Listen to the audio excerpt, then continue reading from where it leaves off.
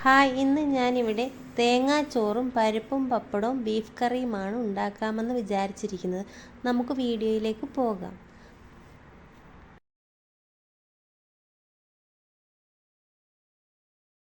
ആദ്യമായി നമ്മൾ ബീഫ് കറിയാണ് തയ്യാറാക്കുന്നത്. അതിനു വേണ്ടി 1.5 കിലോ ബീഫാണ് എടുത്തിരിക്കുന്നത്. കഴുകി വൃത്തിയാക്കി വെച്ചിരിക്കുന്ന ബീഫാണ്. 5 സവോള നീളത്തിൽ അരിഞ്ഞ് വെച്ചിരിക്കുകയാണ്. ഒരു 3 തക്കാളിയാണ് ഞാനിവിടെ എടുത്തിരിക്കുന്നത്. ഒരു 10-15 പീസ് വെളുത്തുള്ളി, വലിയൊരു പീസ് ഇഞ്ചി, ഒരു 7 പച്ചമുളക്, 2 തണ്ട് കറിവേപ്പില, ഏലക്ക, ഗ്രാമ്പു, പട്ട, പെരുംജീരകം,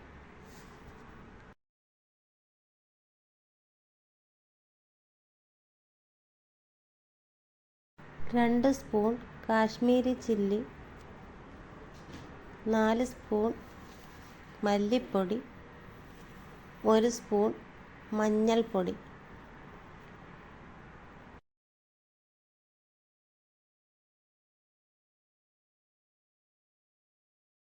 ഇഞ്ചിയും വെളുത്തുള്ളിയും ഒന്ന് ചതച്ചെടുക്കാം. കഴുകി ഊറ്റി വെച്ചിരിക്കുന്ന ബീഫ് നമുക്ക് കുക്കറിലേക്ക് എടുക്കാം.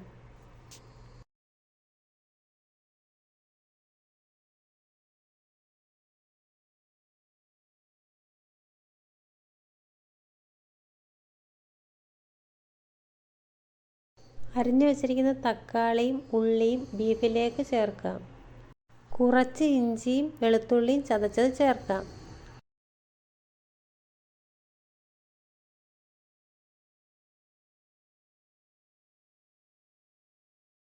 ഒരു തണ്ട് കറിവേപ്പില കൂടി ചേർത്തിട്ട് എടുത്തു വെച്ചിരിക്കുന്ന മസാലയിൽ നിന്ന് അല്പം മസാല അതിലേക്ക് ചേർക്കാം. എന്നിട്ട് എല്ലാം കൂടി കൈകൊണ്ടൊന്ന് കൂട്ടി കുഴച്ച് കുക്കറിൽ അടച്ചു വെച്ച് വേവിച്ചെടുക്കാം. നിന്ന് അല്പം പൊടികളെ അതിൽ ചേർത്തോളൂ, കാരണം എണ്ണയിൽ വഴറ്റി ചേർക്കാനുള്ളതാണ് ബാക്കിയുള്ള പൊടി. കുക്കർ അടച്ചു വെച്ച് 5 വിസിൽ വരെ വേവിച്ചെടുക്കാം. ഇനി നമുക്കൊരു പാനിലേക്ക് എണ്ണ ഒഴിച്ച് ചൂടായതിനു ശേഷം ഇഞ്ചി, വെളുത്തുള്ളി, പച്ചമുളക്, കറിവേപ്പില എല്ലാം കൂടി വഴറ്റിയെടുക്കാം. നല്ലതുപോലെ ബ്രൗൺ നിറമാകുമ്പോൾ നമുക്കിനി മസാലകൾ അതിലേക്ക് ചേർക്കണം. മാറ്റി വെച്ചിരിക്കുന്ന മല്ലിപ്പൊടി, മുളക് പൊടി, മഞ്ഞൾപ്പൊടി എല്ലാം കൂടി ആ എണ്ണയിലേക്കിട്ട് വഴറ്റി മാറ്റി വെക്കുക. സ്റ്റൗ ഓഫാക്കണം ഈ സമയം. ബീഫ് വെന്ത് കഴിഞ്ഞിട്ടാണ് നമ്മൾ ഈ മസാലകൾ അതിലേക്ക് ചേർക്കുന്നത്. അത് അവിടെ ഇരിക്കട്ടെ. ഇനി നമുക്ക് ചോറ് തയ്യാറാക്കാം. ചോറ് തയ്യാറാക്കാൻ വേണ്ടി എടുത്തിരിക്കുന്നത് നമ്മുടെ ചുമന്ന അരിയാണ്. അത് നമ്മുടെ പാലക്കാടൻ മട്ടയരി. അത് ഈ പാത്രത്തിന് 2 പാത്രം അരിയാണ് ഞാനിവിടെ എടുത്തിരിക്കുന്നത്. നല്ലതുപോലെ കഴുകി വൃത്തിയാക്കി ഊറ്റി വെച്ചതിന് ശേഷം സാധാരണ 2 ഇരട്ടി വെള്ളമാണ് നമ്മൾ വെക്കുന്നത്. ഇത് 4 ഇരട്ടി വെള്ളം വെക്കണം ആ പാത്രത്തിന്. എന്നിട്ട് തേങ്ങാപ്പാൽ കൂടിയാവുമ്പോൾ റെഡിയാകും. തിളയ്ക്കുന്ന വെള്ളത്തിലേക്ക് 4 ഏലക്ക, 2 കറുകപ്പട്ട, 2 ഗ്രാമ്പു, പാകത്തിന് ഉപ്പും ചേർത്ത് തിളച്ചതിന് ശേഷം അരി അതിലേക്ക് നമുക്ക് ചേർക്കാം. അരിയെല്ലാം ചേർത്ത് കഴിഞ്ഞ് ഇളക്കി വെച്ച് അടച്ച് ചെറിയ തീയിൽ വെക്കുക. ചോറ് വേവുന്ന സമയത്തിന് ഇനി നമുക്ക് കുക്കർ തുറന്ന് നോക്കാം. ഇപ്പോൾ ബീഫ് റെഡിയായിരിക്കുകയാണ്. പാകത്തിന് വെന്തിട്ടുണ്ട്. ഇനി നമുക്ക് തയ്യാറാക്കി വെച്ചിരുന്ന മസാല അതിലേക്ക് ചേർക്കാം. നമ്മൾ ആദ്യം എണ്ണ ചേർത്തിട്ടില്ലായിരുന്നു. ഇങ്ങനെ ചെയ്താൽ നല്ല ടേസ്റ്റ് ആയിരിക്കും ബീഫ് കറിക്ക്.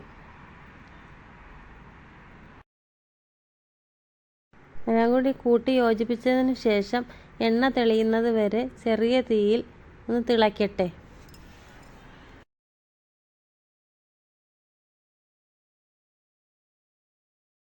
ഇനി നമുക്ക് ചോറിൽ ചേർക്കാനുള്ള തേങ്ങാപ്പാൽ തയ്യാറാക്കാം. അതിനു വേണ്ടി ഞാൻ ഒരു തേങ്ങയാണ് എടുത്തിരിക്കുന്നത്. നമുക്ക് ചെറിയ ചൂടുള്ള വെള്ളം ചേർത്താൽ തേങ്ങാപ്പാൽ മൊത്തം നമുക്ക് പിഴിഞ്ഞെടുക്കാൻ പറ്റും. 1 നുള്ളു ഉപ്പും ചേർത്ത് തേങ്ങാപ്പാൽ മിക്സിയുടെ ജാറിൽ അടിച്ചെടുക്കുക. ചൂടുവെള്ളം ചേർത്ത് അടിച്ചെടുത്തത് കൊണ്ട് നല്ലതുപോലെ തേങ്ങാപ്പാലെല്ലാം നമുക്ക് കിട്ടും. അങ്ങനെ എല്ലാം 2 പ്രാവശ്യമായിട്ടാണ് ഞാൻ ഈ പാൽ അടിച്ചെടുത്ത് പിഴിഞ്ഞെടുത്തത്.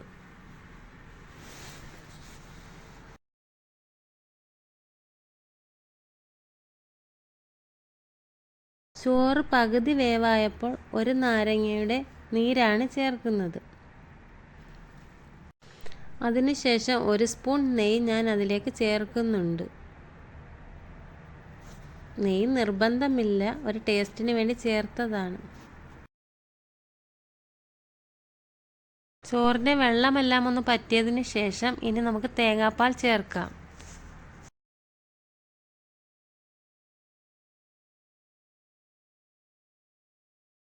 ഇനി ഈ ചോറ് തേങ്ങാപ്പാലിൽ കിടന്ന് ഒന്നുകൂടി വേവണം.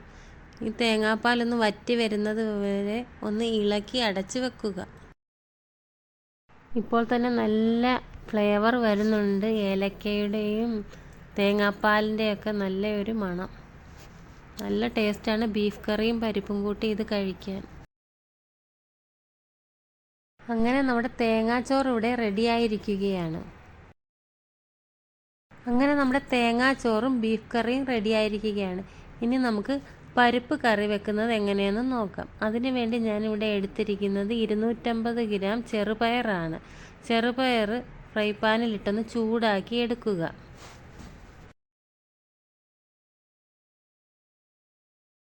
ഞാനിവിടെ മിക്സിയുടെ ചെറിയ ജാറിൽ 2 തവണകളായി ഇട്ട് ഒന്ന് ക്രഷ് ചെയ്തെടുത്തതാണ്. ഒരു പാത്രത്തിലിട്ട് ഇതൊന്ന് പാറ്റി ഇതിൻ്റെ ഉമി കളയുക. സൈഡിലോട്ട് ഇത് പാറ്റിയെടുക്കുമ്പോൾ അതിൻ്റെ തൊലിയെല്ലാം വരും. എല്ലാം കൂടി ഒന്ന് കഴുകുമ്പോൾ വെള്ളത്തിൽ തന്നെ ഇതിൻ്റെ തൊലി പോകും. അങ്ങനെ എല്ലാം കൂടെ കഴുകി ഊറ്റിയെടുത്ത് ഒരു കുക്കറിലിട്ട് 3 വിസിൽ വരെ വേവിച്ചെടുക്കാം. ആ പയറിലേക്ക് 2 വെളുത്തുള്ളി, 2 ചുവന്നുള്ളി, 2 പച്ചമുളകും ചേർത്ത് നമുക്ക് കുക്കറിലേക്കിട്ട് വേവിച്ചെടുക്കാം. ഈ സമയം കൊണ്ട് നമുക്ക് അരപ്പ് തയ്യാറാക്കാം. അതിനു വേണ്ടി അരമുറി തേങ്ങയാണ് എടുത്തിരിക്കുന്നത്. അതിലേക്ക് 1 നുള്ള് ചെറിയ ജീരകവും 1/2 സ്പൂൺ മഞ്ഞൾപ്പൊടിയും പാകത്തിന് വെള്ളവും ചേർത്ത് അരച്ചെടുക്കാം. ചെറിയ ഉള്ളിയും വറ്റൽമുളകും കടുക് താളിക്കാനായി എടുത്തു വെച്ചിട്ടുണ്ട്. ഇനി നമുക്ക് കുക്കർ തുറന്നു നോക്കാം. പയർ നല്ല പാകത്തിന് വെന്തിട്ടുണ്ട്.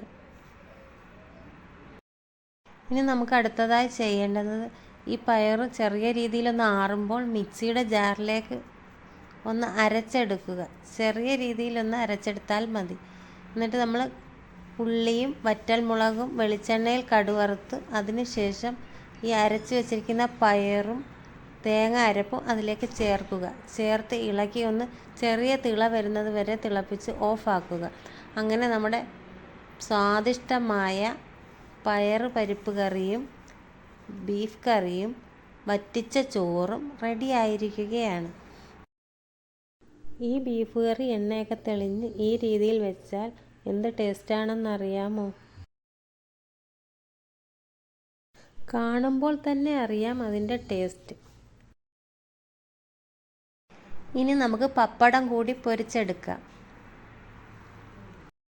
അങ്ങനെ നമ്മുടെ പപ്പടവും റെഡിയായിരിക്കുകയാണ്. ഇവിടെ വാഴയിലയൊന്നും കിട്ടാത്തത് കൊണ്ട് ഇലപ്പാത്രത്തിലേക്ക് നമുക്ക് വിളമ്പാം. ഈ വാഴയില പ്ലേറ്റ് എൻ്റെ സുഹൃത്ത് നാട്ടിൽ പോയിട്ട് വന്നപ്പോൾ എനിക്ക് ഗിഫ്റ്റായിട്ട് നൽകിയതാണ്.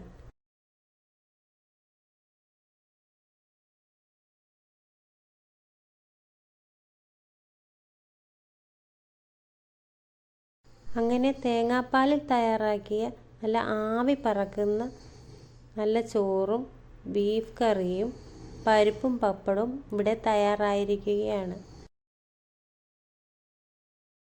ഈ റെസിപ്പി നിങ്ങൾക്ക് ഇഷ്ടമായാൽ സബ്സ്ക്രൈബ് ചെയ്യാത്തവരാണെങ്കിൽ ഒന്ന് സബ്സ്ക്രൈബ് ചെയ്തേക്കണേ. കൂടാതെ ഫ്രണ്ട്സിനും സുഹൃത്തുക്കൾക്കുമെല്ലാം ഒന്ന് ഷെയർ ചെയ്തേക്കണേ. Thank you.